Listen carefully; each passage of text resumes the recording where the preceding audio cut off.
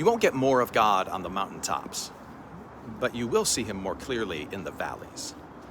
For whatever reason, we like to think that when we are at the mountaintop of life, when we are crushing all our personal goals, when we are hitting all of our spiritual benchmarks, when we are being the kind of person we want to be, when we're at the top of the mountain, that we're somehow closer to God or experiencing more of God or ripe for greater blessing from God.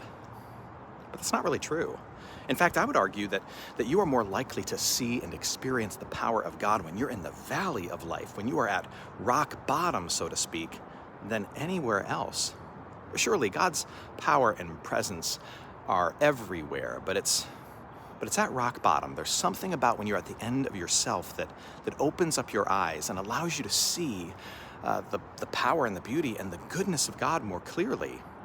You see, when we're in the valley, when we're at rock bottom, we are at the end of ourselves. We stop lying to ourselves.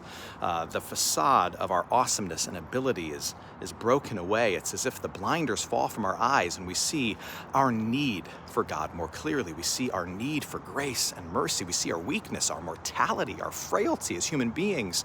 And we are more open to the power and the presence of God than at any other time. And it's at that precise moment that he tends to show up.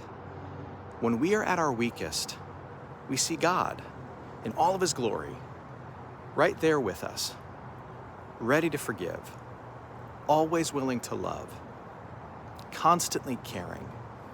When we're at rock bottom, we meet and see Jesus showing his love for sinners.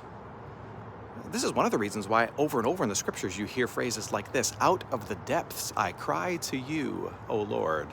Out of the valley, out of the rock bottom place I cry to you, because I know my need for you right now.